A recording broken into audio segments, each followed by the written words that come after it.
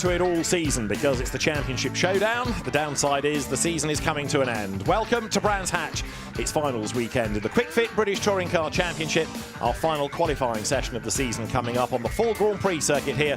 2.4 miles in length. The Brands Hatch circuit opening back in 1958. Lap record held by Ash Sutton, the fastest man around here in qualifying. Also Ash Sutton. But it wasn't a great second free practice session for him, and he really does need to find a turn of speed to try to take that point for being the fastest in qualifying. 33 points back from Tom Ingram, and he desperately needs to try to reduce that deficit if he can. Tom Ingram, championship leader, Ash Sutton second. It's a two-horse race for the title, but there's a big battle going on for third. Dan Camish and Dan Rowbottom now split by Jake Hill, the outgoing champion, and indeed, as we now know, a driver in his final BTCC weekend. Sixth, Tom Chilton ahead of his teammate Adam Morgan, only a point between them, and it's Charles Rainford currently in 8th in the championship. The team's award currently just heading Napa Racing UK's way from Team Vertu, but only 3 points between them. It's even closer in the Manufacturers' Championship. Ford 1 point ahead of Hyundai, BMW in third. As far as the independents contest is concerned, Dan Lloyd, winner outright at Silverstone, he now leads that. 5 points up on Mikey Doble, Chris Smiley third, and the Independent Teams Championship won at Silverstone by Restart Racing. They're ahead of Motor Parts Direct with Power Max Racing. Rocket Racing with Unlimited Motorsport are in third. There's also the Jack Sears Trophy, and WSR has never had to really worry about that before, but it's a 1-2 right now. Daryl De Leon is ahead of teammate Charles Rainford. 8 points between the two of them, both race winners and indeed pole position winners during the course of this season. There's also the Goodyear Wingfoot Award to factor in as well, and that is based on the points gained through the qualifying sessions. And Tom Ingram has been the man not to beat all season, but certainly of late in that, and that has put him 16 points ahead of Dan Camish, who was the early season king of qualifying. Ash Sutton is in third in that Goodyear Wingfoot Award. So all the drama of qualifying then coming up. We're just moments away from the green flag flying to release the first batch of cars in the two groups based on the order at the end of that second free practice session. The big story, of course, is that championship fight between Tom Ingram and Ash Sutton. We also know that Jake Hill and Nick Halstead are calling time on their BTCC involvement this weekend as they move to pastures new. There's the fight for third, and then there's pride. Drivers wanting their only wins of the season, potentially, or their best results of the year as well. And a lot of the story is going to hinge on how they fare in qualifying. Can't wait. It's going to be another dramatic hour of British Touring Car Championship qualifying here on the Grand Prix circuit at Brands Hatch. Now, before we get to qualifying, let's hear from a driver or two, because at the end of FP2, Tim Harvey and Louise Goodman went down the pit lane together. All focus on the title fights as we head into this finale weekend here at Brands Hatch. So we thought we'd start with the man who's currently leading the championship, but obviously we've got qualifying to get through first of all this afternoon. Just finished FP2. What kind of shape do you think you're in? It looked pretty good. Yeah, I think so. Tim and I were just having a bit of a chat off camera then. I think it's a bit of a difficult circuit for everything to always be right. You always have a slight compromise around this place with the slow, the mid, the high-speed corners. The wind of Storm Amy isn't helping, I don't think, anybody. She's blowing her way around Brands Hatch, which makes it somewhat difficult. But yeah, I think we're in fairly good shape, if I'm honest. It feels good. We're just doing our usual little tweaks and little bits and pieces of, well, we could do with a little bit of that, so we'll do a little bit of that. So it's a nice place to be, that the car's in a good window. We just need a little bit more, which I think we can find. But Tim and I were just saying, I can't believe how close it is. In free practice 2 there, I think I was 6th or 7th, 1.5 tenths off. So it's incredibly close for what is a difficult lap, a long lap with lots going on. So I think qualifying will be super close. It's been an incredibly, to use your word, pointsy season so far. You've got more points already than you've ever had. So much silverware up for grabs this afternoon, or sorry, this weekend. Manufacturers, teams, obviously the overall. But this afternoon, we're going to see who wins the Goodyear Wingfoot Award, and you're currently in the lead of that one as well. So where does that factor in your thinking? Not at all, because you've totally forgotten about it. You've actually just reminded me, if I'm honest, Louise. Yeah, I think it's one of those things that we know actually now in the modern era of the BTCC that qualifying has become incredibly important. And we've seen that over this season, well, the last few seasons, where if you can give yourself a good qualifying, the job is a long way down the line. So for us, the strategy has been max attack in qualifying, and then try to make sure the race car stays close to that over the course of the day. So, yeah, of course, qualifying is going to be massively important here. We need to just be sensible this weekend, as much as we all want to look at it as to say max attack, and I think Ash has got to be the one who's going to be max attack. But at the same time, we can't just sit around and expect that just driving around will win it for us, as Tim reminds me every single year we come here, and I'm sure he's about to tell me. But certainly in 2022, the strategy was you've got to grab it by the horns in the final race weekend, and it's no different this weekend. Yes, we're 33 clear, but we can't look at it as to say, easy weekend for us. We still need to take charge. Any advice, Tim? Well, that was the advice I gave in 22. But you've been in the top 6 out of the last 7 years. So you've been in this position before.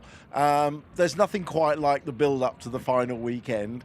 We always say just take it one step at a time. But how's the build-up this week been, and how are you feeling? I've been okay with it all, if I'm honest. As you say, the last 6 or 7 years, I mean, the bigger concern is I've managed to only win it once in 7 years. It's not the greatest of stats, is it? So I'm quite good at losing it would seem, but maybe not so good at winning it. So maybe you should go and speak to Ash. But for me, I think I felt fairly sure. I feel a much more complete driver. I feel just a lot better in sort of every aspect of my game, not least with the car, but myself and just the whole team around us. I just feel in a really, really nice place where I know that we're going to turn up and the car's going to be in a good window and it's going to be a tweak. I know that, as Team Vertu will do an absolutely fantastic job. And it just leaves the sort of the soft squidgy thing behind the wheel to make sure he does his bits, which I always try my best to do. So it's a nice place to be, that you can do all your homework, get everything done ahead of time. So when we come into free practice 1 and free practice 2, we already know the game plan. We already know what we want to do. We already know if the car's doing this, we're going to change that. We're not having to react on the fly. So yeah, a lot, as you've said, a lot to play for. Wingfoot today, but then of course we've got drivers, teams, manufacturers still up for grabs as well. So it's a super, super important weekend for us. You'd argue more so than it was in 2022, because that was just the Drivers' Championship. This weekend we can do the lot, and ultimately that would be an amazing thing to do. Well, best of luck. I'm sure the one question has really been keeping up mind all week is when to use that big 1 second of boost. Doesn't make much of a difference, if I'm honest. There's a lot of build-up for not a lot of rewards. Like everything in life, Tom. I know what you're talking about, Tim. Good luck. Good luck. We're going to talk to Ash now then, shall we? Yeah, it's such a big week. It's great to talk to him at this stage of the weekend before anything that happens and counts. And we'll talk to him obviously at the end of the weekend. He's either going to be a very happy bunny or very disappointed. But every stage of this weekend when you're in a championship hunt is so important. Well, here's a man who's also in a championship hunt, as if on cue. Come in the middle. You think we organise it like that, wouldn't you? So we've just been having a chat with Tom. Obviously, he's coming at it from a different direction to you. You're just going to lay it all out there, and which is always fun to watch. Yeah, we can't leave any stone unturned in terms of performance in the car. But from my side, I need to give it absolutely everything we've got. It's my one last shot. Still big believer that it's not in my control. We need a bit of that lady luck. Unfortunately, we need Tom to have a DNF. That would then give us a bit more of a realistic chance in it. But like I said, we're going to do absolutely everything we can. We've also got to consider the teams and manufacturers. That's more realistic in terms of what we can win. Obviously going against Team Vertu.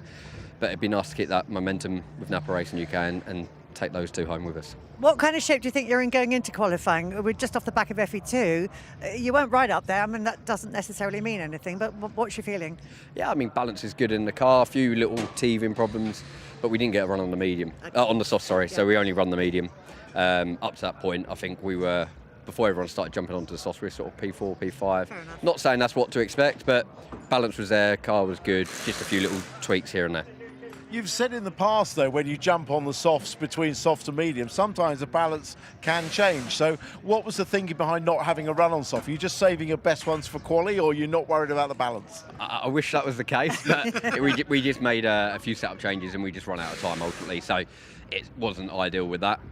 We were planning to get on the softs and do at least 2 or 3 laps on them. We're not limited by softs, we've got enough for qualifying. So we've sort of overcome that throughout the year. We've been banking them and saving them.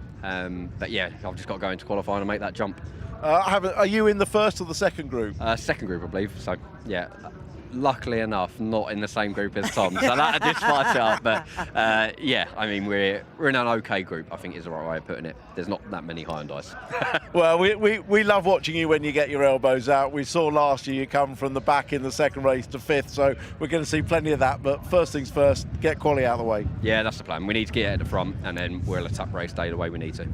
Best of luck. Best of luck. Thank Fingers you. firmly Thank crossed you. for you. It's going to be exciting, isn't it? It's going to be fantastic. You know, every stage of this weekend is important. They are struggling with the boost. You know, Tom only has 1 second, Ash only has 3. That is nothing compared to 15 seconds that some people have. So for them, qualifying near the front as far up as they can is always really important here. But it's not going to be easy. It never is, apparently. And it's going to be happening very soon. So, David, back over to you. Louise, thanks very much. Right, we are getting ready for qualifying. Tom Ingram is going to be in that first group. We'll have a look at the groups in a moment, but he is going to find, as Tim and Louise were saying, with the lack of boost available to the championship leader, it ain't going to be easy around here. But Tom Ingram will be in the first group. Ash Sutton is in the second. Daryl De Leon is going to be also in Group 1, joined by Charles Rainford, Senna Proctor, Aidan Moffat, Dan Lloyd, Aaron Taylor-Smith, Mikey Doble, Dan Camish, Nick Hamilton, Nick Halstead, the other drivers to join Tom Ingram within Group 1. Now, breathless up the stairs, Tim has arrived. Right, the good news is it's dry. Yeah, it's still a bit blustery. But, yeah, this is a wide open session, isn't it, really? It is, but, you know, the good thing about this session is, and the good thing for the drivers, this is a real driver's circuit. I mean, Tom was saying how close the times were, and that's surprising. You normally expect that, say, on the Brands Indy circuit or Silverstone. But here, with such a lot of variety of corners, a longer lap, many more corners, usually the driver can make more of a difference, and you get bigger gaps. Certainly that's what these guys with very limited boost available were hoping for, but we'll have to see what they can do. One of the things that we've been discussing, certainly in races over, I suppose, really Knock Hill onwards, certainly in the second half of the season, is the chess element of this from the two teams. What Napa can do to help Ash, what Vertu can do to help Tom. It's more clear-cut in the races. What, if anything, can your teammates do to help you in a qualifying session? Well, there's no element of giving someone a tow. That isn't going to work round here. The lap is too complicated and not enough opportunities. Really only one place to do it, and that's on the exit of Surtees on the run down to Hawthorns. But it's too difficult to set it up. What they can do, though, is report back on track conditions for Group 2, for example. Anything that they might find out on track could be passed on. But tomorrow's where the teammates will really come into play. So we are good to go, pretty much. Drivers on board, and there you can see as we jump from car to car our assorted on-board camera carriers, which will include likes of Chris Smiley. You've got Tom Ingram, Ash Sutton, who will carry the cameras as well this weekend. Ash Sutton, 14 pole positions to his name, 12 to Tom Ingram. Down the pit lane strides Alan Gow to oversee qualifying, the last qualifying session of the season. I know you always get quite excited about the first one when it's a level playing field, but the last one of the year is special as well. Yeah, that's a good point, actually, David. You know, the first one is exciting because everyone's on exactly the same boost. The last one's important because the championship's at stake. Absolutely. So, yeah, I guess you can top and tail the season with two dramatic qualifying sessions. One thing that we didn't think was going to play a part was the weather, although we have had one ITV pundit tell us that weather is arriving during this session. We'll see if he's right. Yes, indeed.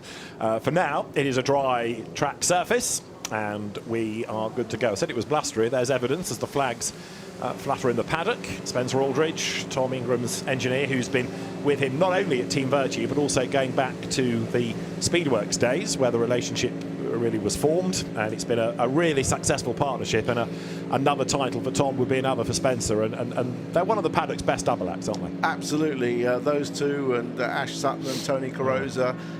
But you're right to touch on the wind, David. The wind is blowing effectively down the front straight, and these cars, when they tip into the fast corner, the front-wheel drive cars particularly, they are on an absolute knife edge at the rear of a diesel. It only takes a tiny little push. Sometimes you see it with a little touch from a car, but a gust of wind could be enough to upset them. Tom Ingram was saying to me off camera that the car feels quite nervous when he gets the wind behind it at the wrong place.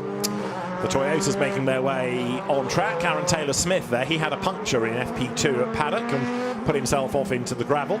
and I said to the team, sure it was the puncture that put him off? Yes, that's what he told us. I said, well, that's what he would tell you. But anyway, we'll give Aaron the benefit of the doubt. A puncture, and he went through the gravel, did a bit of damage to the bodywork, but nothing serious. No, he came back and went quicker afterwards. Yeah. But BMWs have been very strong. Remember earlier this year, obviously on the Indy circuit, they were absolutely dominant. And although there's only 3 corners that we use that are the same as the Indy circuit, they've been very strong so far. Straight out of the box, they were quick in both free practices. And we've actually got 3 of the 4 BMWs in this first stint. So if you assume that they should go through, that already takes away several places.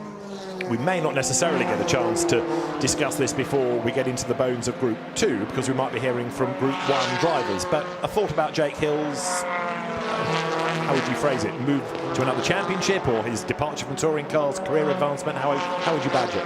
Well, I'd call it a career advancement, because he's won this championship. He wants to be an internationally acclaimed driver. This is no longer an international championship full of 20 international drivers. It's a national championship, and he wants to go and race in America at Spa, at the Nürburgring, at Le Mans. He wants to go and do all those races, and I actually really admire him. I admire his guts to go and do it, and I hope he has a great, successful international career. He can always come back to touring cars. So we are going to have Jake out in that second group, as you can see the breeze picking up leaves and other detritus around the circuit. Right, 1 or 2 of the front-wheel drive cars staying out rather than bailing, so they want a bit more warmth in the tyres before the cross. In though comes Mikey Doble. Yeah, despite this being a long lap and therefore more opportunity to get the heat in the tyres, they are taking that second lap to make sure those rears are good and warm when they're transferred diagonally from the front. Dan Lloyd already in, and you can see the tyres being switched, and the clock, of course, ticks on down, 7 minutes and counting. The Napa Fords collectively seem to be a little bit low down in FP2. There was Dan Rowbottom 6th, granted, but Camish 17th, Sutton 18th, Sam Osborne, Silverstone winner, only 20th. It's going to be interesting to see what they can do to find pace in qualifying now. Yeah, very much so. I mean, Camish was quickest in the first session, but it wasn't totally dry. I know that Ash Sutton didn't run any soft tyres in free practice 2, which I thought was surprising, because normally you want to baseline the car on the tyres you're qualifying. They'll all be on soft tyres now, because the balance can change from the medium to the soft. So I was a bit surprised at that. I think he probably just ran out of time. Yeah, we haven't seen the real pace of the Napa cars yet, but now's the time as Ingram starts his first in-lap,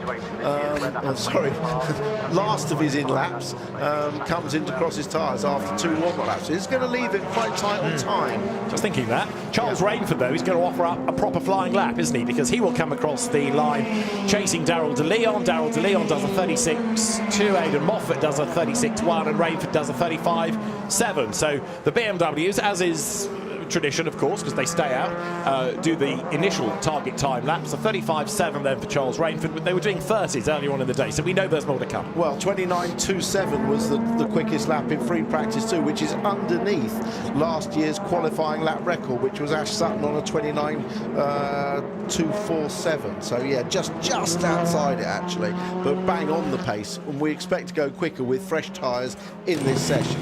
Now again, we're looking for the top 6 who will go through. We're hearing there are 1 or 2 spots of rain. Yes, there are indeed, because they're starting to fall on the window next to us. We're overlooking the pit straight, so the spots of rain are coming, and now getting a banker lap in, getting any lap in, is absolutely crucial. Well, it may be more rain out the back, actually. That second lap that Ingram's done might cost him, because he may be going out now and finding by the time he's been round and starting a lap, he could be into some drizzle. That might be a bad move for him, but certainly advantage to the BMWs, who obviously stayed out. Never quite understood how Alan Gow manages to make it rain on cue and on demand. But anyway, spots of rain come. They're not doing that much yet, but they might be. And as Tim rightly says, it could be even wetter at the back of the circuit. As Darrell de Leon then, who was on pole position at Silverstone, makes his way up towards the timing line. There's still enough warmth in the tyres, even if the rain is starting to fall, that he should be able to go faster, and he does. A 1 minute 30.319. In the background, you've got going through Aidan Moffat, then Charles Rainford.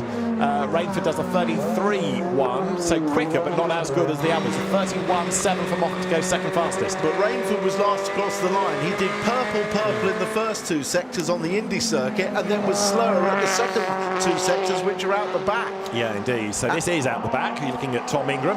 Doesn't look too bad. But the danger is that it's not consistent corner to corner. You can see how blustery it is as the leaves are waved in front of the camera lens. This is Tom Ingram coming out of Stirling's. That ever so slightly back left-hander on board with him, then speed building down to clearways. And not much rain falling on the windscreen, certainly not in focus anyway. This is going to be an important lap for Tom Ingram. And there's been a spin on Cooper Straight from Nicholas Hamilton, so that'll bring out a yellow flag, and if he can't rejoin, it's going to be drama.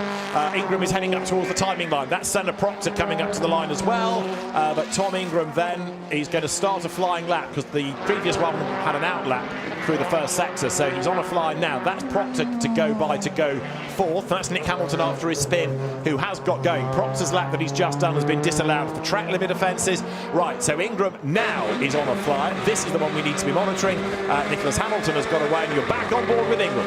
First split coming up now as Ingram goes through, and it's looking at the time, David, can you see? It's a personal best, but it would be. It's 28.6, so he's only really sort of 6,000ths down on Rainford in sector 1, and Rainford's now gone fastest of all. So I think the spots of rain that were falling on our window have gone. I think the road is dry enough, and Ingram then now is hustling on. It would be a personal best because it's his first proper push lap, but we need to see where the sectors are in relation to the other quick cars around him. Charles Rainford, a 1:28.919 is currently the fastest, and Tom Ingram's first sector was a 28.636, and Rainford's was a 28.630. And then the second sector, Rainford did the absolute best 16.0, and Ingram did 16.23. So he's 2 or 3 tenths down already, and nearly went off just then. He's got obviously another lap now, and he's felt the conditions. But also, it's not necessarily about being the fastest, it's about being in that top 6. Okay, he wants to be as high up the order to be safe, but as long as he's in the top 6, that'll do. As he breaks the beam and he goes third fastest, Tom Ingram at 1:29.761. That's 0.842 of a second down. Okay, it's quite a margin, but at least he's in the top 6. But he's now down to 4th because Proctor has just gone 3rd. Yeah, it is still a good lap though, bearing in mind he has next to no boost to use. And that boost is worth, 30 horsepower minimum. So it's a huge loss not to have it for 15 seconds anyway. And Dan Lloyd is now 6th. So those that progress provisionally: Rainford, De Leon, Proctor, Camish up to 4th, Ingram, Lloyd. This is Mikey Doble, who is currently 8th, and Doble's trying to get himself into the quick 6 as he breaks the beam, and he goes 6th, though that bumps out Moffat, who had just improved, and Dan Lloyd. Ingram is now 5th and looking a bit vulnerable, isn't he? He certainly is. I mean, unfortunately for Ingram, there's only him and Camish in this group with restricted boost. Everyone else has got the maximum, so it's quite a difficult group in terms of disadvantage from the boost. If you've got a lot in your group with limited boost, obviously everyone's affected, but he's pushing really hard. And in fairness to Ingram, he's getting personal bests out of this lap as well then, as he comes now up towards the line. 4 sectors, in fact, around this lap. So Tom Ingram, 3 personal bests. In other words, he's going even faster than he did last time.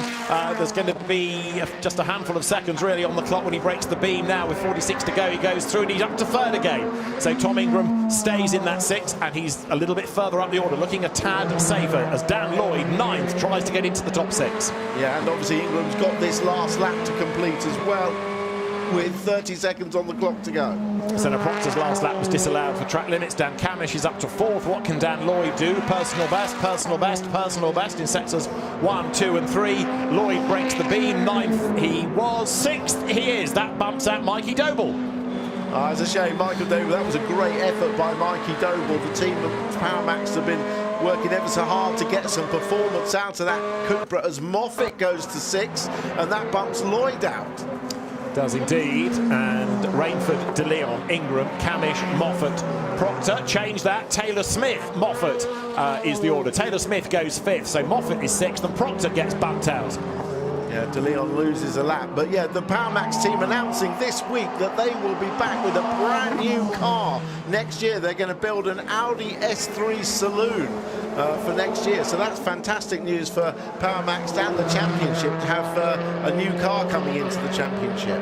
They're going to be newly built Audi S3s as well, not the cars we saw many, many years ago.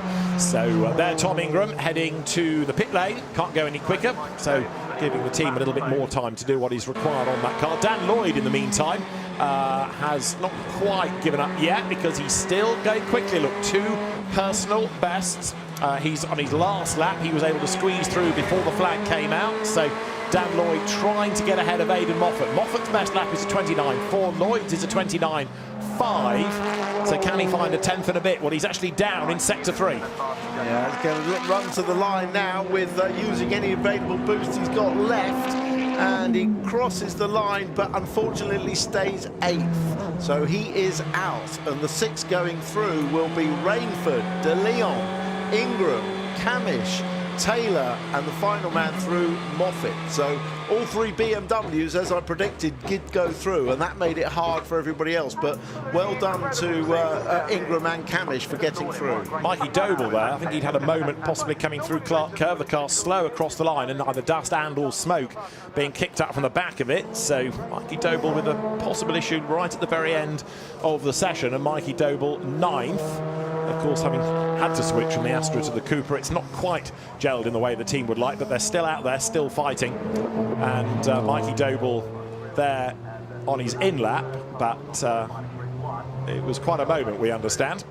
So Charles Rainford the fastest. Mikey Doble's qualifying is over, and he will bring the car back to the Motorparts Direct with Power Max Racing team, and they can have a look at that ready for tomorrow.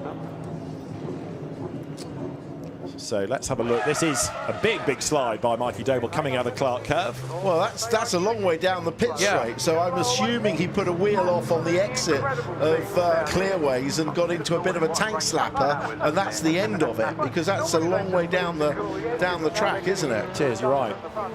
This is on board. Right, so he's approaching Clearways now, down a gear, late turn in. Does he get an oversteer moment, or does he run? Oh, he just got on the grass, didn't he? He was accelerating hard when it happened. That was a big moment. Lucky not to hit anything, especially the concrete wall on the inside.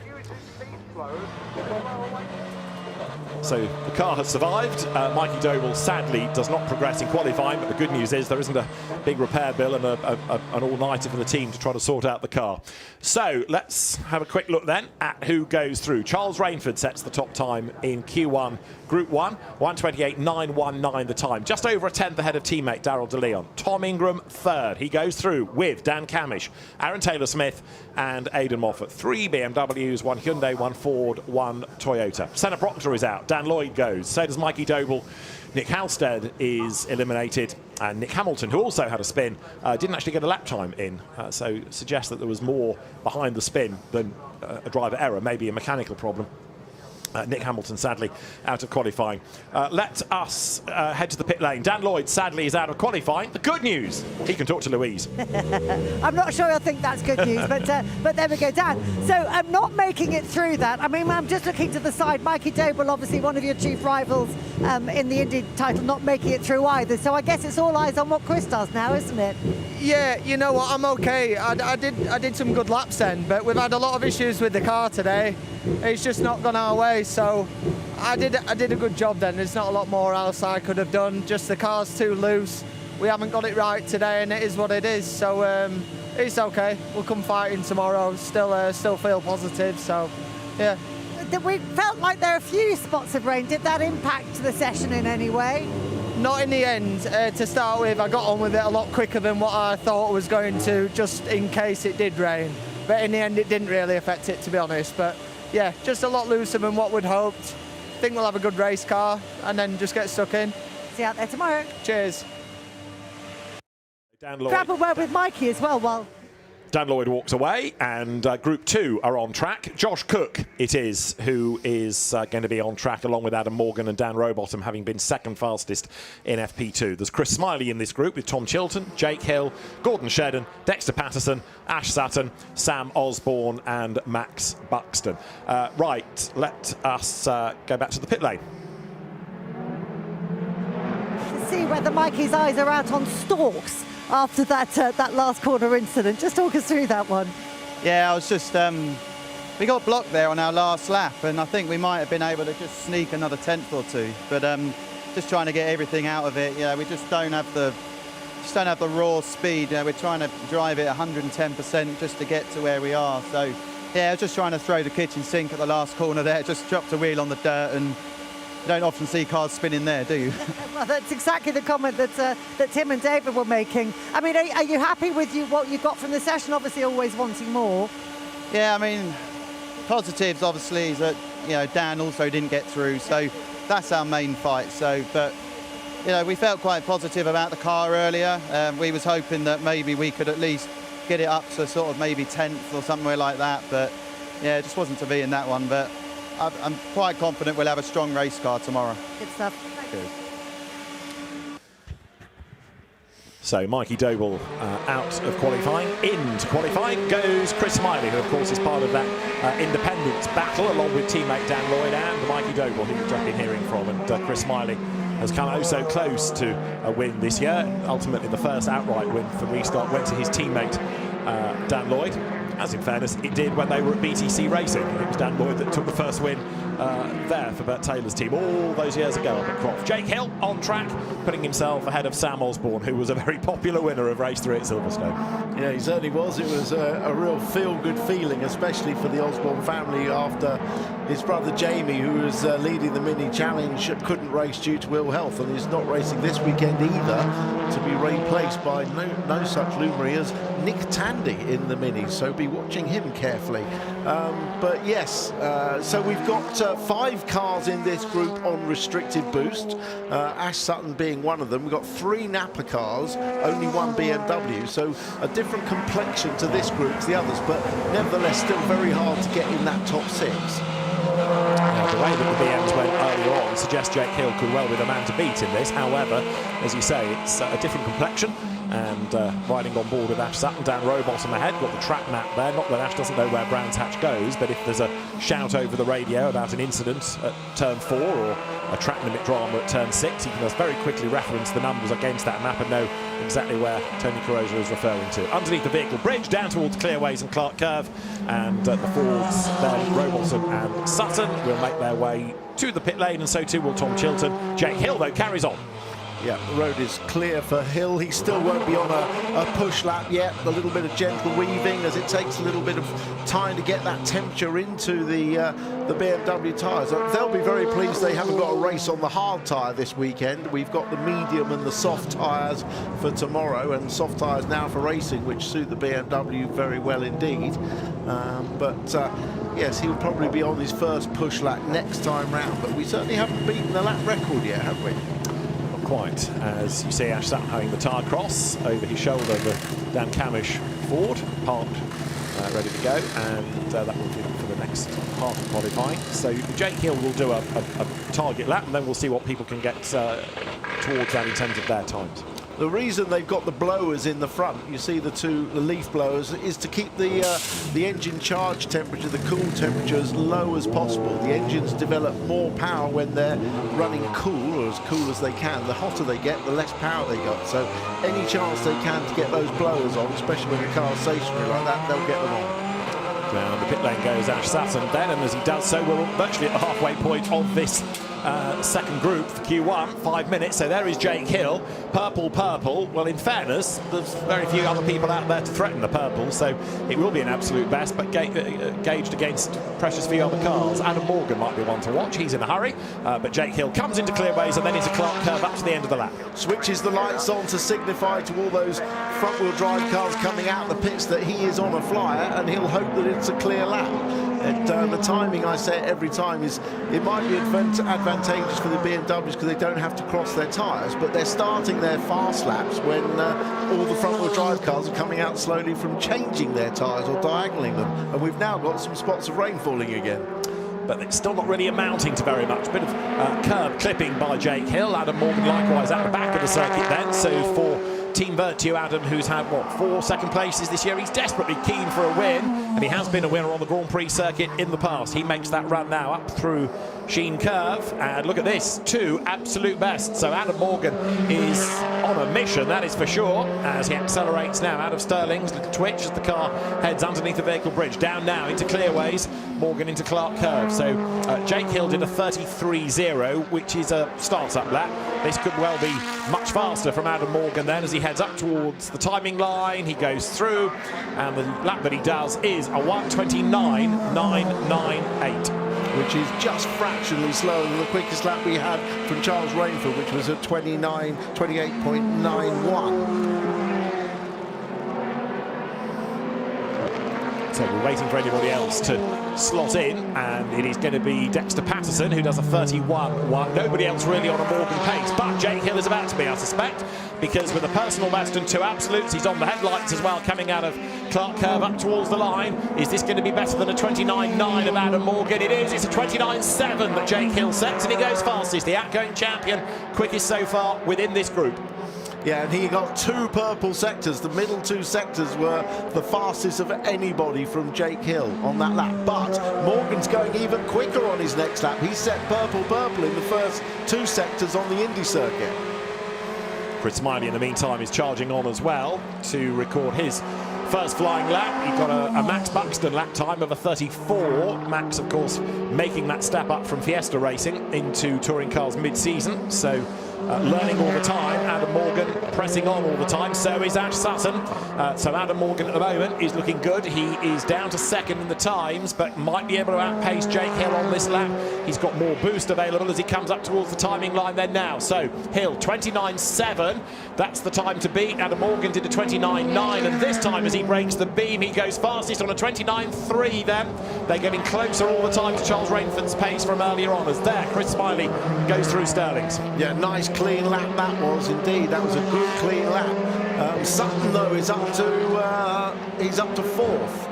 Was 3rd, and then Tom Chilton came along and elbowed him back, and now he's down to 5th because Dexter Patterson has gone 4th. So Ash Sutton is down to 6th as Dan Rowbottom goes 2nd, and across the timing line goes Chris Smiley. He's 6th and Sutton's out, so Ash needs to go again. Yeah, this is why I say it's difficult up against cars with boost, but Sutton will be putting everything into it. He'll want it to... Oh, we've got Josh Cook off the road. And it looks as though that is parked rather than a spin, doesn't it? Because coming onto the Grand Prix loop, you wouldn't expect a car to have a moment and end up there. So with a mechanical problem, maybe. Josh hasn't done a lap time. He was 2nd fastest in FP2, hasn't done a lap, and we understand he has indeed just parked the car. So there's something. Yeah, I mean, it's obviously mechanical, but it's off the racing line, it's off the track. It should be able to, once he's clear of the car, to sort of resume without a yellow flag or anything. Yeah, because we've only got a minute to go anyway, really. So the real disappointment of this is no lap recorded by Josh. He's going to have to start at the back.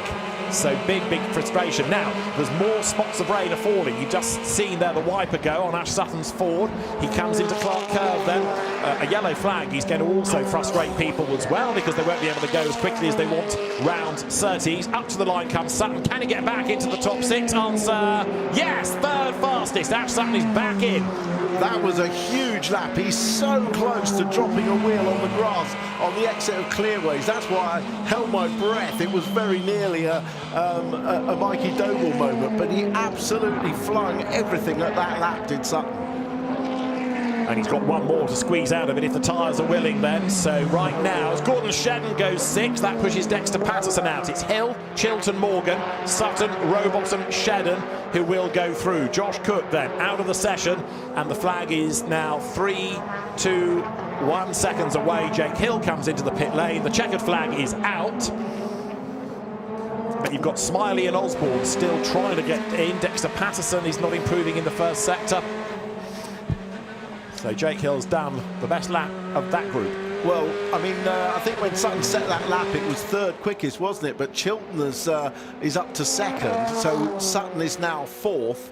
But he's still in, and that's all that matters at the moment, being in the top 6. Apparently it was a lack of oil pressure, which is obviously an immediate stop if you get the big red warning light on the dash, because you don't want to damage the engine. But that apparently was a problem for that car, which of course now is running the M Sport engine in the Toyota Corollas. Josh Cook's car, the one in question, with the loss of oil pressure. And off the road has gone Dexter Patterson. That's coming out of Sheen Curve. You can see the witness marks on the road. Dexter Patterson has looped it. So a loss of oil pressure for Josh Cook. That's what has taken him out of qualifying effectively with no time recorded. Dexter Patterson had not taken the flag. He wasn't actually on all that quick a lap, but it certainly won't be an improvement after the spin. And Chris Smiley's going to have one last roll of the dice, but he's only got 1 out of 3 improvements in sectors. He goes up to 7th, but that's so frustrating. He misses out by 47 thousandths of a second. Well, that spin by Dexter Patterson came at the worst possible moment, just 2 corners from the end. So everybody theoretically had to back out of their lap because he gets a wheel off of the exit of Sheen Curve. Obviously, the car goes all the way round. And then everyone follows. Once that yellow flag is out, the marshal puts it out there. So theoretically, actually, Smiley there should have backed off. It didn't actually. He did set his fastest lap, but he didn't move into the top 6, so it won't affect it. So Dexter Patterson ending up 8th, and there is Josh Cook. Slippery surface flag, so we know it's a loss of oil pressure. Just wonder if any liquid may have come out of the back of the Toyota Gazoo Racing UK Corolla. Right, a big sigh of relief for Ash Sutton because he has made it through. So Jake Hill, the fastest out of that group. Second, Tom Chilton, and third fastest, Adam Morgan. Fourth to progress, Ash Sutton. Dan Rowbottom goes through, and so also Gordon Shedden. So Ash Sutton making his way back to the pit lane, and a quick turnaround, of course, for the drivers out of Group 2, those that are required, ready to go back out. Jake Hill the fastest then, but only by 38 thousandths of a second from Tom Chilton, getting ahead of Adam Morgan, his teammate. Ash Sutton 4th, ahead of his teammate Dan Rowbottom. And Gordon Shedden, with the M Sport engine, of course, again in the Toyota Corolla, he is 6th. Out, Chris Smiley and Dexter Patterson, Sam Osborne and Max Buxton, and barely in, Josh Cook, having not been able to record a lap. It was his first flying lap, his first proper flying lap, where the car ground to a halt. But a philosophical Josh is able to force a sort of smile and work with the marshals to get the car out of the way. It's been yet another of those seasons. Poor old Josh seems to be in the wrong place at the wrong time. Yeah, it seems incredible, doesn't it? He hasn't had a win this year. Such a regular winner, particularly at Thruxton, of course, but not this year. But there are moves afoot, I hear, for next year already with Josh Cook. Which will be good news to see him back in a competitive car. So there'll be a moment or two's delay while that car is brought back to the pit lane, and then we'll go for the second part of qualifying. Crucially, that both Ingram and Sutton are through as we watch the championship fight develop to see where they can qualify. Ingram was slightly quicker than Sutton went, so at the moment has a little bit of pace advantage despite a couple of seconds less boost. But it's going to be very, very hard now because there are a lot of fast cars with a lot of boost in this final 12, which will get knocked back down to 6 again for the final part of quali. Blowers back on the car. Keep that temperature down. They'll get that nicely cooled before it goes back out. Another set of tyres on the car. Has not a lot of steering lock, as you can see on these cars. There really isn't a lot, but just enough, it looks like, to get round. I think what they're trying to do is bring it back down the hill rather than go all the way around the lap. To the pit lane. Restart Racing having a tough day. We've lost Dan Lloyd. I fear we've lost Chris Smiley, Louise. Yeah, we have indeed. The third man in that triumvirate of drivers battling for the Independent Drivers' Trophy, and the third of them to go out early doors. We spoke with Dan earlier on. He was saying the car just wasn't quite where he needed it to be. How was yours? Yeah, the car felt good, actually. The second flying lap, the heavens opened. Yeah. And, yeah, kind of was relying on that one to get through. It was considerably up on that lap. If I had been able to finish it off, it would have got us through into Q2.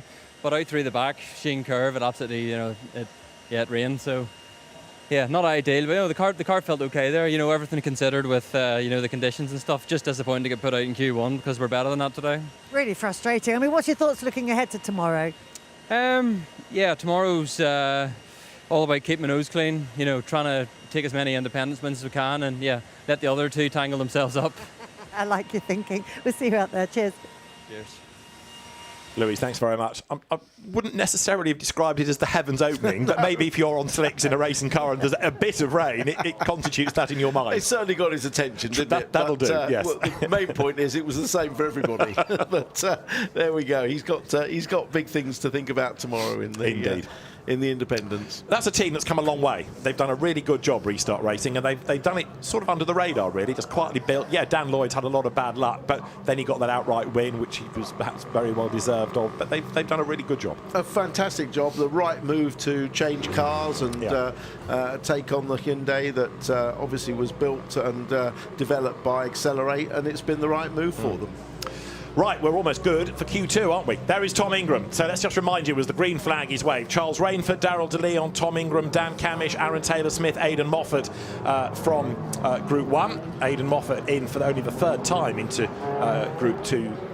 Q2 rather this year. Jake Hill, Tom Chilton, Adam Morgan, Ash Sutton, Dan Rowbottom, Gordon Shedden from the second group. They're also going to be on track, and everybody pours out onto the circuit. So 12 cars we have, 10 minutes are on the clock, and we want to whittle this down to 6.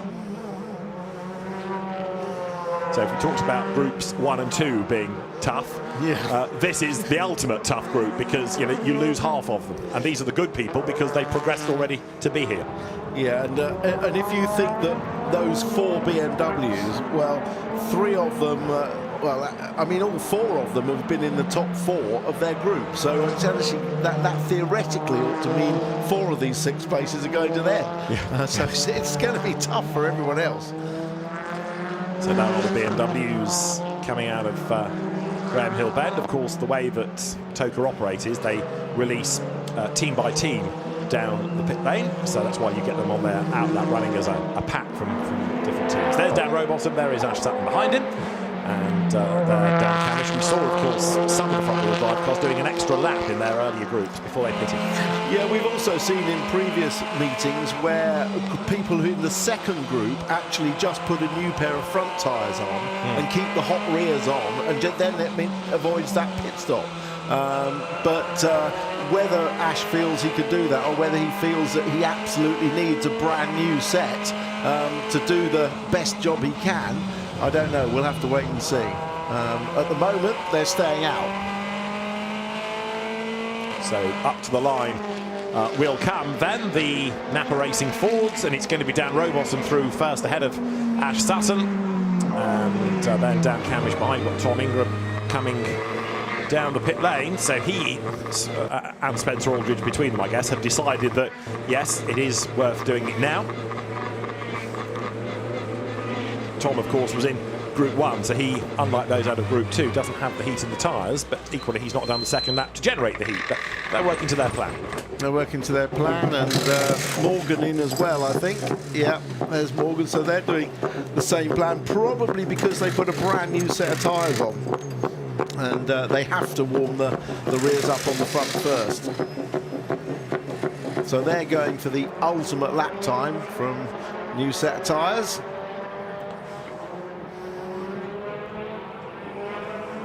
And pretty rapid pit stops as well to try and not lose too much out of the 10 minutes. So there is Ash Sutton, Dan Rowbottom ahead of him. Yeah, let's see if they peel into the pits and change tyres, or whether they stay out. It looks like they're very much on tyre warming mode. Well, skid marks there across the track from Dexter Patterson's excursion.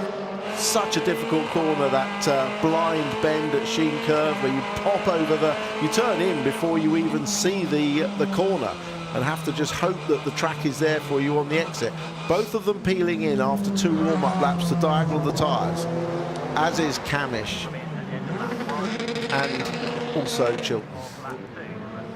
So they will lose a little bit of the session while that tyre cross goes on. In the meantime, we await BMWs to come through and start to set early lap times. 35s from De Leon, Rainford, Moffat and Hill. So start-up laps, not proper flying laps, as it were. Also across the timing line goes the Toyota of Gordon Shedden, but that was a slowish lap, a 1:41, so there's certainly a lot more to come and it will all, of course, start to shuffle around within the second half of the session.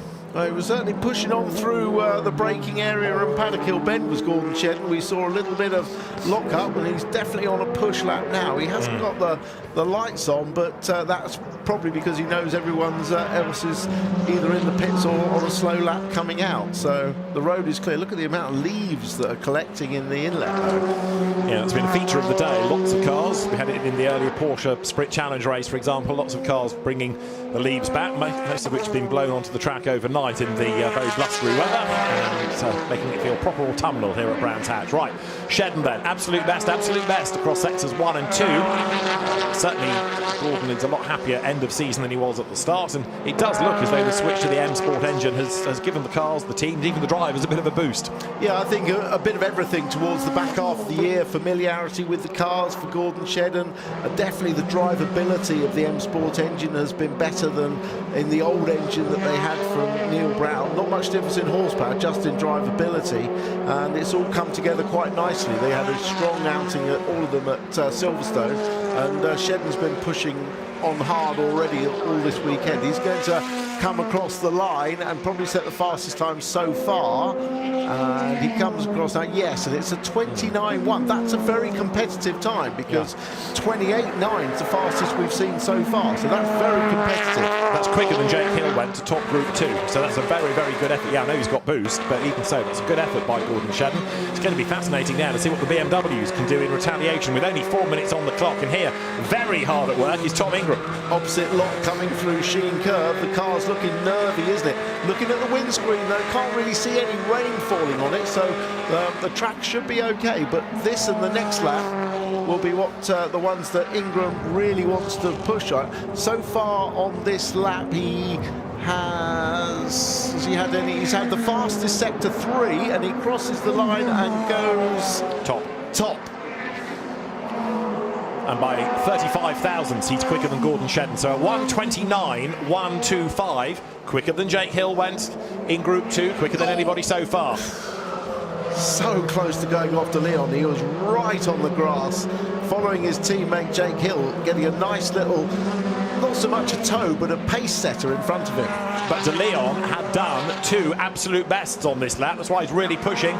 He may have squandered it by that little moment, but let's see as he comes up towards the timing line. 3 minutes on the clock. Over the line goes Darryl De Leon. 50 was quickest he is. Darryl De Leon does a 1:29.075. Still not as good as Rainford did at the very start of qualifying, but a good effort nonetheless. And here is Jake Hill coming in replay down towards Hawthorne. I think he had a moment on this lap. Let's have a look. Turns in. There's a little bump if you touch the curb on the inside, but he's already running wide. Look, he's got a lot of understeer. He's just run wide, kept his foot in, as indeed did De Leon coming out of Sheen Curve. So they still managed to get the first and second quickest time, but Hill's backed off now. Remember, you've only got to get, I say only, but you're not, this isn't for grid position. This is just to get in the top 6. Now, we've got 2.5 minutes and counting. Rowbottom, Sutton, Camish, Chilton, Taylor, Smith. They've not yet done a lap time. So our 6 at the moment are De Leon, Hill, Ingram, Rainford, Shedden, Moffat. But that could all shuffle. Here, first up is Ash Sutton heading towards the line. He's not yet in the top 6, and he's 7th. He's got another shot at it, but this all of a sudden is looking a bit marginal for Ash Sutton. Slower last sector, not great news. And he's down in fact to 9th because Camish has gone 7th and Rowbottom has gone 8th. The Napa Fords collectively have got one last push realistically at this, and they have got to exploit it. Taylor Smith goes 9th. So De Leon, Hill, Ingram, Rainford, Shedden, Chilton are the ones that are set to go through as we stand with 1 minute and 3/4. Well, usually the first lap with the tyres crossed is the best, but at least it gives you a feel for the balance and where you are with the car, and you may be able to go quicker on the second lap, but it's quite a long lap, so you're taking a lot out of the tyres each time round, but we know what this man is capable of. Tom Chilton, who is 6th, has done an absolute best in the second of the 4 sectors. Ash Sutton then, personal best in sectors 1 and 2.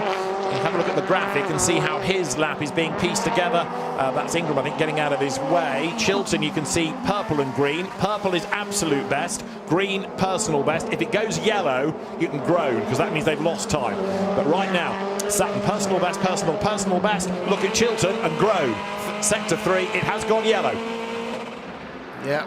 Just one more corner to go, coming through clearways, the road dropping away from you, so the grip goes away and the car just wants to go to the outside. Has he done enough to get in the top 6? 10th is where he goes to. Ash Sutton is 10th, so it was an improvement. But Chilton went to top. He did indeed, a 29.021, 54 thousandths up, and Sutton's lap has been disallowed for track limits anyway, so Sutton is down to 12th. And Sutton is 12th. Rowbottom and Camish have both gone in 4th and 5th. And Ingram is out of it as well, because Tom Ingram is 7th. So we lose Ingram, we lose Sutton. Into the pit lane comes Tom Ingram. He's not going, of course, onto the track again. That's his session done. And Tom Ingram is out of qualifying. Ash Sutton is 12th, and he's going to struggle to get in. Yeah, I mean, the one thing you do want is to have a lap time on the board, even if he wasn't capable of getting it up, because the positions from 6 on down are grid positions, Indeed. so that will affect him. I mean, the worst he can be is 12th, so Sutton is pressing on, but he is down in sector 1 and down in sector 2. The car's all acrobatic, it launches over the curve, but I don't think the pace is in it. Ash now needs to try something just to move, as Tim suggests, one place, one row, whatever he can up the grid. Daryl De Leon now to the top of the times by 26 thousandths, a 1:28.995. Still not quite as good as Rainford did in the very first stanza of qualifying, but it's De Leon, Silverstone pole winner, who is quickest. Is Ash Sutton going to take the flag? He is. The car looking very loose all of a sudden. It's been good to watch on this last lap, but as he comes up towards the line, he has improved in sector 3. 12th he was at the start of the lap. 11th he is by the end of it. He's moved effectively across the 6th row of the grid from the outside to the in. Yeah, so he's out. The interesting thing is Rainford, who did set that fastest time in the first run, he hasn't got through either. He's in 8th. So the ones that are out are going to be Ingram, Rainford, Shedden, Taylor Smith, Sutton and Moffat. But the ones that are in and through to the top 6, the final 6 shootout, will be De Leon, BMW, Chilton, Vertu, Hyundai, Morgan, Vertu, Hyundai, Rowbottom, Napa, Ford, Camish, Napa, Ford, Hill, BMW. And our final 6 drivers will take to the circuit shortly for the final aspects of qualifying for season 2025. But Tom Ingram is out, Charles Rainford out, Gordon Shedden out, Aaron Taylor-Smith out, Ash Sutton out, and Aidan Moffat goes as well. So, as ever, some big names are claimed. But look at the times, David. I mean, the times between them are so close. Yes. I mean, there's literally only 1.5 tenths covering just over 1 tenth covering the top 6. Ingram was only 12 thousandths away from 6th. So close, the times.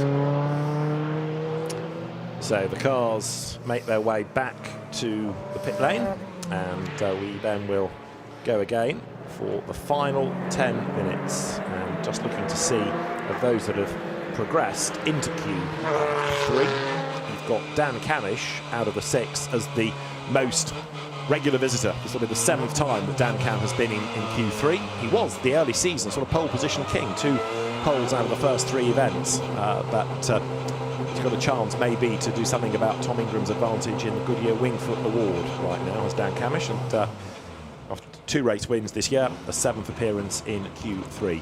Down the pit road comes Ash Sutton. Again, he's given it his all. We could see that from the way the car was moving around and the effort that was being put in, and it did sort of work in as much as he went quicker at the very end. But he arrives in the pit lane. Louise is there already, poised to either console or interrogate about the last 10 minutes of qualifying. But frustration for Ash. The consolation is that Tom Ingram doesn't progress, but the frustration is that on the grid, Ash is behind his championship rival. So at the end of Q2, it is Daryl De Leon, who is the fastest from Tom Chilton, Adam Morgan 3rd from Dan Rowbottom, then Dan Camish and Jake Hill 6th. They will go into Q3. 7th on the grid provisionally then, Tom Ingram. Charles Rainford will start 8th, Gordon Shedden 9th, Aaron Taylor-Smith 10th, Ash Sutton 11th, and Aidan Moffat will be 12th. That's subject to anything that lurks in the system by way of penalties or anything that might indeed happen in the next 10 minutes. So the cars are going to get ready to go. Right, so there you can see the last of the cars from the in-lap arriving at the team. The clock ticks before the cars are going to be released to the third and final part of qualifying, and there's the green flag then. So very rapidly the Napa Racing UK mechanics pulled Dan Rowbottom's car out of the garage. Before we get into Q3 though, it's a rather frustrated Ash Sutton, Louise. Well, the guys are saying a rather frustrated Ash Sutton. I mean, you're not looking at it, you gave it your all. I guess that was what you had. No, it wasn't. I mean, we've got an issue. We went from Q1, really nice balance, lap time in there still.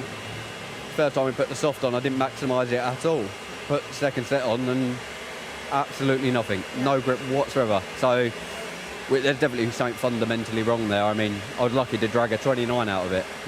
Yeah, not quite sure there. So, I mean, we spoke after free practice earlier on and you hadn't put the softs on. It's not just a case that you hadn't run them, it's something else other than that. Yeah, I think there's maybe a small mishap somewhere along the lines. I mean, we went from doing 29.3 to just managing a 29.8.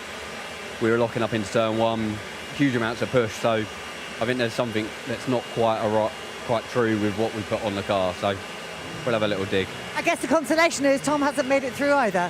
Yeah, I mean, it's a little bit frustrating from my side because it's the first time I thought, oh, actually, we might be able to challenge Tom. Obviously, you see both Dans there, they kind of knocked Tom out, which was quite handy from our side, but we out-qualified pretty much them in Q1 in terms of lap time. So I was confident in what we had, just not quite sure what's gone on there.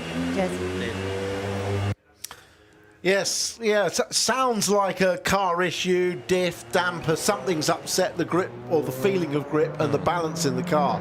That usually hints to a mechanical problem, unless somehow he's deranged the tracking by hitting the curb or something like that, but certainly wasn't feeling. Interestingly, this man De Leon is the only one with full boost available to him in this last session. Why hasn't he gone out? Looks like they're happily waiting, although there's a Neil Brown technician there from the engine department with the laptop, and are they happy or not? He's been signalled to start the engine, that's the signal. But yeah, he has maximum boost. Everybody in this session has boost available, so it shows that restricted boost for the other cars does have its effect in qualifying when the times are this close. He has 15 seconds, Morgan has 30. So Daryl De Leon goes down the pit lane. He was on pole at Silverstone, of course, last time out. That's Jake Hill, who was on pole here back in May on the Indy circuit, admittedly, but we know the BMWs go well around here. You've got Dan Camish within this group, who was on pole position at Donington and Snetterton. You've got Dan Rowbottom, who hasn't had a pole this year, nor has Adam Morgan. You've got Tom Chilton, who was on pole on the Grand Prix circuit at Donington. So a real mix. Yeah, but De Leon's lost nearly 3 minutes with that delay. And he certainly lost, obviously lost a lap because Hill's on his second lap already. Tyre warming, I grant you, but definitely a disruptive start to this final qualifying, although the team are telling us there's no issue with the car.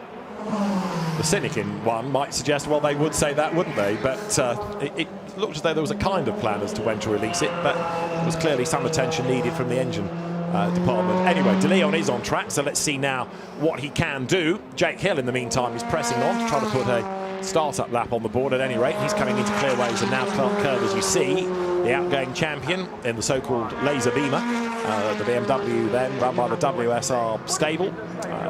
We understand that as a sponsor, Laser Tools are going to carry on next year with somebody somewhere, but Jake will move on to GT racing. Yeah, the programme is to be confirmed, but it's going to be fascinating to see how he fares. So much of that depends on the team, the car, your co-drivers, the BOP of the car. It's going to be a very, very different challenge for Jake.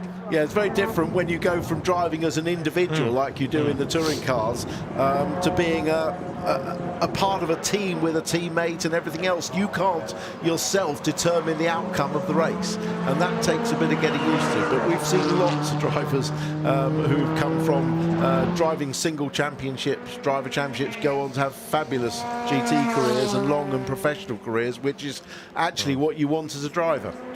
Well, Jake did do a 1:33 on his initial foray across the timing line. There's more to come, as we know. Adam Morgan has looked really racy in this session thus far, and it's up to him and Tom Chilton now to sort of uphold Hyundai honour. Daryl De Leon and Jake Hill in the BMWs, and Dan Camish and Dan Rowbottom for Napa Racing. So we've got 3 teams, 2 drivers per team, and Rowbottom then goes through onto a flying lap now. Yeah, 2-2-2, isn't it? Like Noah's Ark. Just without the rain, for now at least. We've had enough of that over the years on finals weekend. Tom Chilton's pitted. Rowbottom is coming out of the hairpin at Druids, down the hill, chasing after Dan Camish.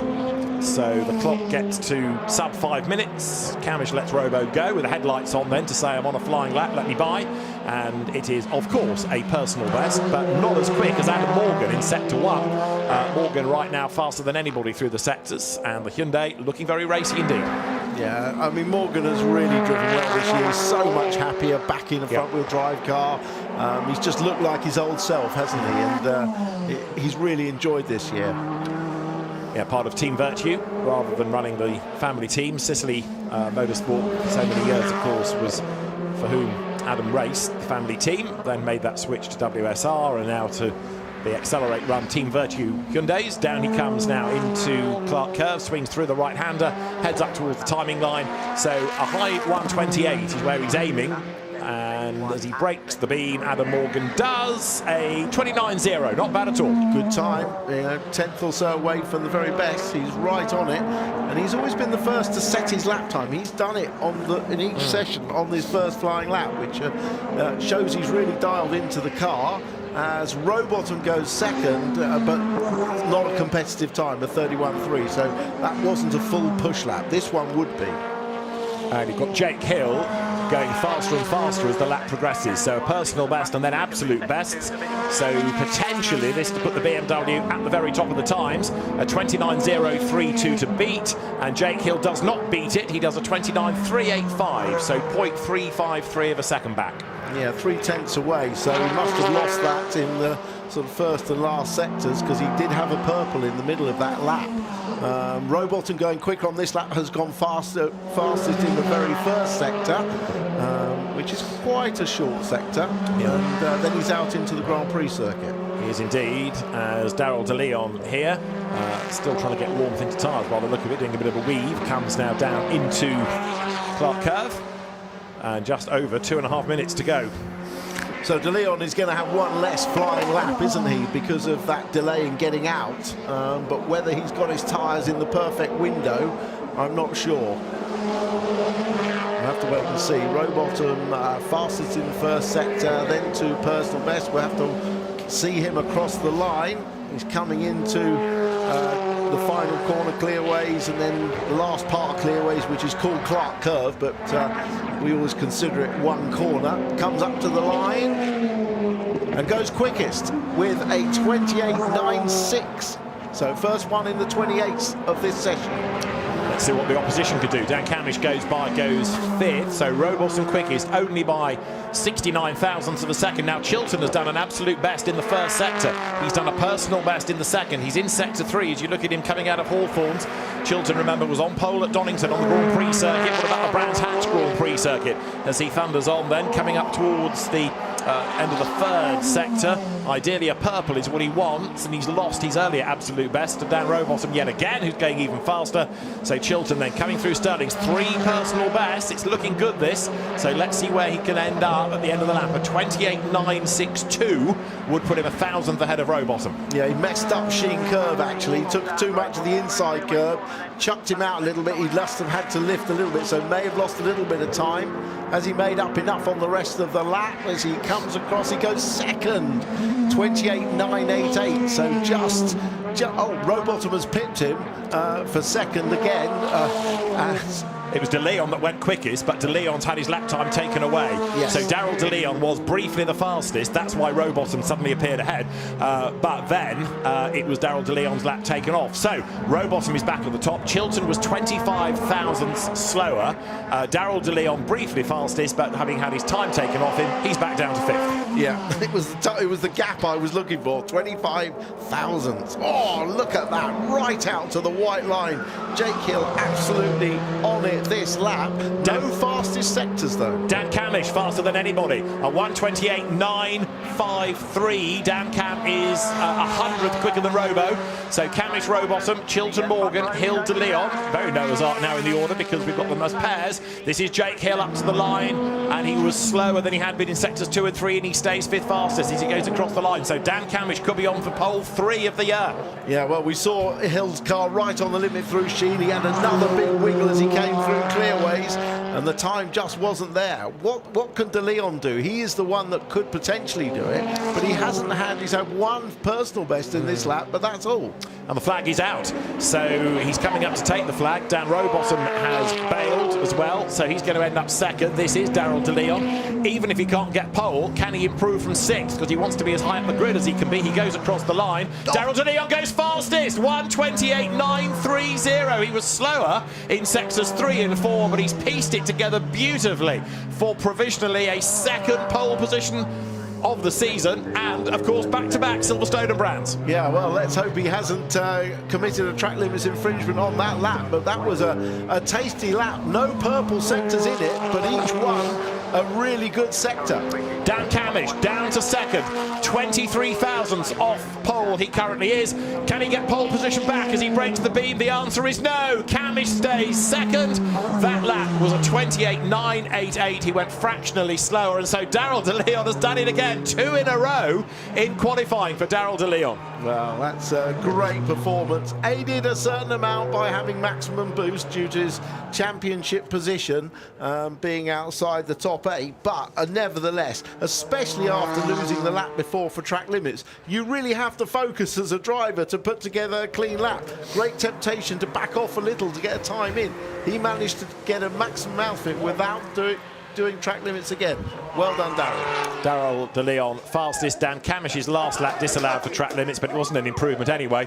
So delight at WSR. It's been a tough season for the BMW squad. Dick Bennett's walked in front of us with his back to the camera, the man in charge of West Surrey Racing, WSR, and it's some consolation. Daryl De Leon, of course, also battling with Charles Rainford for the Jack Sears Trophy, which is the award for drivers that have not had a top 3 finish, not been on the podium before the start of the season.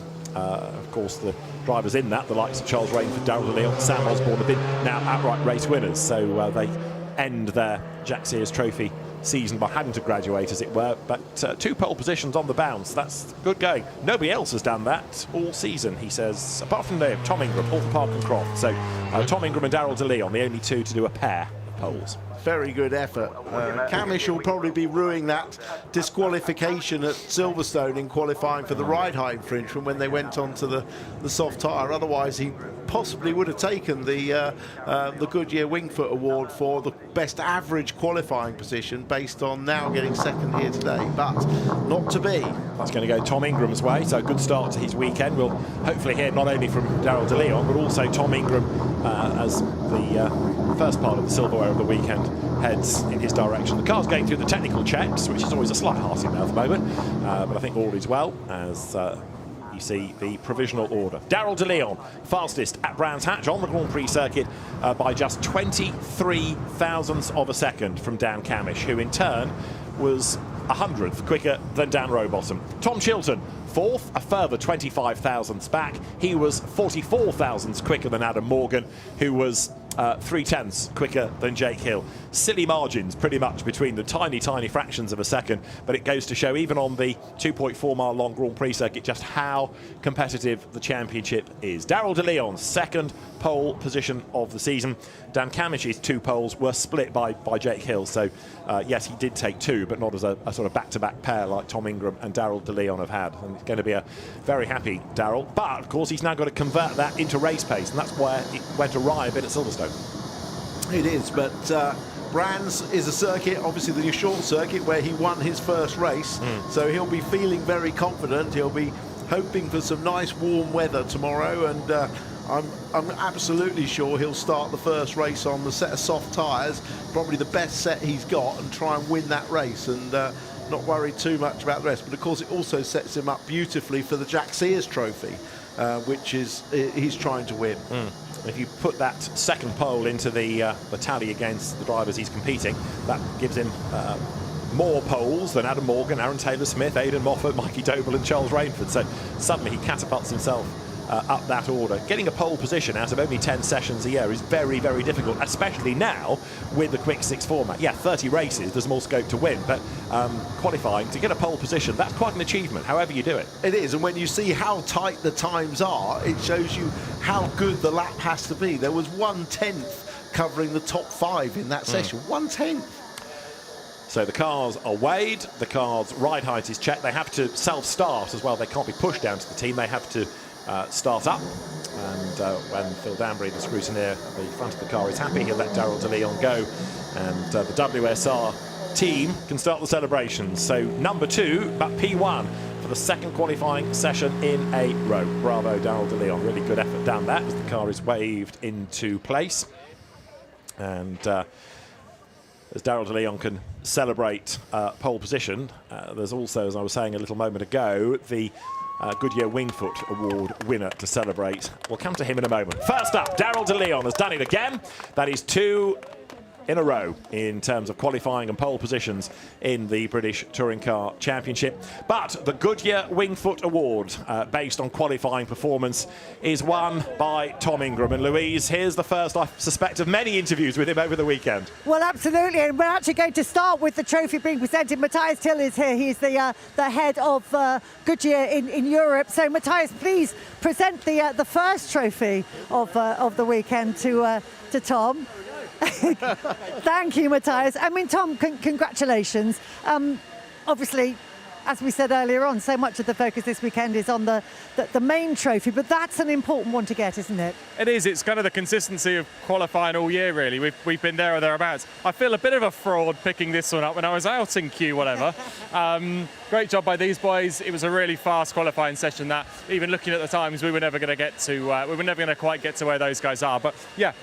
Very good to pick this up. I think the Wingfoot Award is, we all kind of overlook it, but it's an important one for the season. As I spoke to you before qualifying, it's become incredibly important these Saturdays in the last sort of handful of years. So yes, it's definitely a good one to get. A few more to pick up this weekend. Hopefully, we've got to try and keep this going. I sensed a little bit of frustration. I was down in your garage when you got out of the car. I sensed a bit of frustration. I mean, it was like, I think it was a 100th away from making it into the final session. I don't think it's necessarily frustration, just a little bit of, oh my God, really? It's just one of those that it can very easily be that if it's a hair's width between being in and being not. So not necessarily frustration. I think it's just one of those of, oh, really? So close. Like when you miss a 2-foot putt, it's one of those. And I'm quite good at that, as missing those.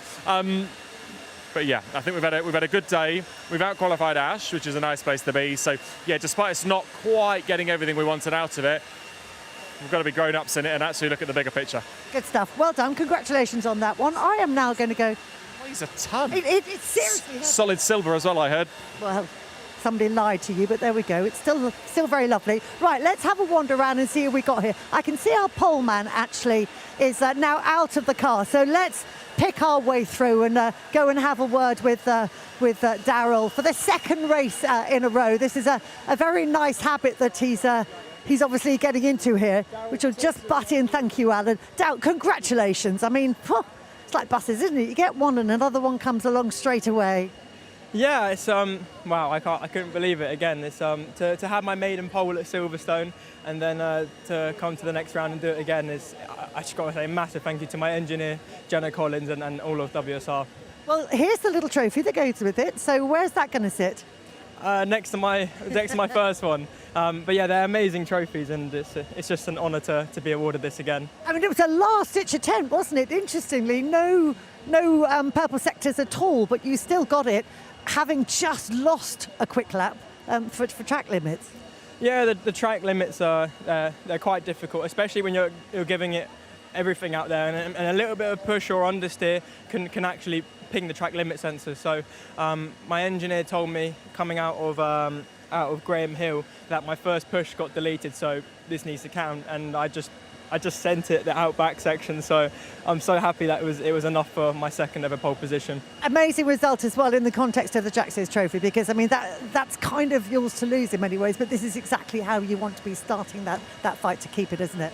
Yeah, it's again it's like I said to you earlier, I just want to go out there and enjoy it, and starting from pole is the best position, so hopefully I can hold my ground this time, and hopefully our race pace is good. But again, like you said, it's exactly what I wanted for tomorrow. Well done, well done. Right, now let's go and see if we can find... here we go, Dan Cam, who is going to be starting on the front row alongside Daryl.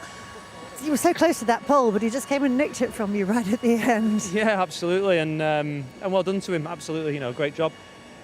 Funny qualifying that. I mean, we were so low down after practice, and we kind of trusted that wasn't going to be the final finishing position for us. We've seen it before, certainly at Croft and certain places where you look a bit detached, but you know that wait till we bring the newer tyre and some of the other bits that we can do for qualifying, and there you go. All the speed comes back. So yeah, I'm happy. You're always happy. When I crossed the line, I thought that's a great lap. That is a good lap. I didn't know where I was. No one told me.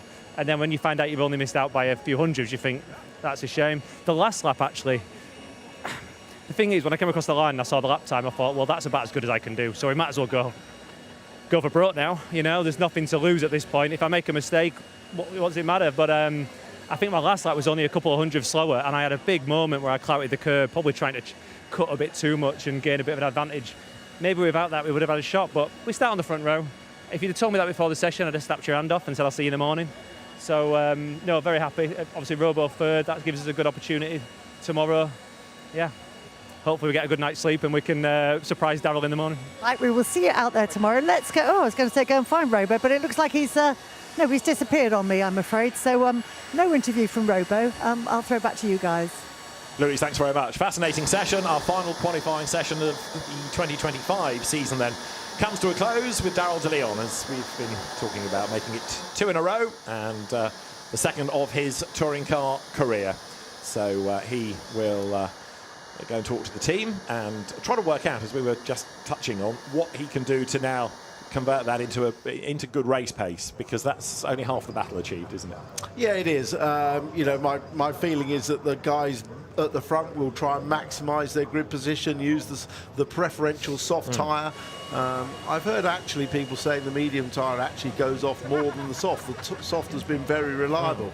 Punctures is a worry for everybody here at Brands Hatch. Left front takes a bit of a pounding, so they'll have to be mindful of that. And Darryl de Leon will really want to take advantage. The BMs are strong here, no question. But yes, it'll be all to play for in that exciting first race. And of course, our championship battle is now going to be in sort of upper midfield, if you like. 7th and 12th, Ingram and Sutton will start. And whatever game plan you have, you can never quite legislate for other people around you and what they might do. Well, we all remember the run-up to Druids last year. And they're potentially in a pinch point. That will be very much on their mind. It'll be on Ash Sutton's mind that he has opportunity as a result of that to maybe move forward a few places. Tom Ingram will be desperate to stay out of trouble because he wants to survive that first race. The problem in the first race and the subsequent starting second race at the back would be his worst outcome. So he'll be doing everything to avoid any kind of incident in race 1. So you've also got the independents battle to look for as well. Chris Smiley chasing Mikey Doble, chasing Dan Lloyd. That's something else to look for tomorrow. There's also, of course, Dan Rowbottom, who is in that big battle for third place. He's with Louise. Yeah, and I had to walk all the way down the pit lane to get to him, but we'll let you off. P3, good result for you. Yeah, it was great. I think we had it in the car, but it's just putting all the bits together. I'm a bit rusty and a bit old, so it took a bit of time, but we'll take that. Good place to start. I think me, Dan, and Jake are all around each other, which will add to the excitement. But yeah, it felt great. What do you think? The guys are just talking about the start of the race and how it might pan out. I mean, it's a bit difficult for you to work it out, but what are your thoughts looking ahead to that first race tomorrow? It's final weekend, isn't it? So I think all the gloves will be off. We just got to get our head down and go. Obviously, we've got the tyre the tyre deficit. When do we put the soft tyre on? I don't know. Do we try and make hay in race 1? Again, I don't know. De Leon looks really, really sharp. So can we beat that car on a soft when he's got all the boost? Probably not. It's going to be a long night. We'll be sat. I was just about to ask you that question. I'm sensing a late night looking at numbers and computer screens this evening. Well, I just sit there with a smile on my face, and the others use their calculators. So, yeah, I'll do my best. We'll try and have a good day tomorrow and finish here on a high. See you out there. Louise, thanks very much. So, Dan Rowbottom reflects on his session, and with Daryl DeLeon starting at the front, it's going to be Dan Camish second on the grid and Dan Rowbottom third, ahead of Tom Chilton and Adam Morgan. Jake Hill sixth. Tom Ingram goes from seventh, ahead of Charles Rainford, Gordon Shedden and Aaron Taylor-Smith. 11th on the grid will be Ash Sutton, then ahead of Aidan Moffat. He did move right up at the very end on that last lap, didn't he? 13th, Senna Proctor from Chris Smiley and his teammate Dan Lloyd, then Dexter Patterson from Mikey Doble, Sam Osborne, Nick Halstead, Max Buxton will be next. Then it's Nick Hamilton and Josh Cook, one to watch up from the back of the grid, assuming that all is well. So it's going to be a very busy day at Brands Hatch tomorrow, and we are going to be looking forward to it over on ITV4. We'll be on air from round about 10:30. For now, from Louise Goodman, Tim Harvey and David Addison, it's goodbye from us.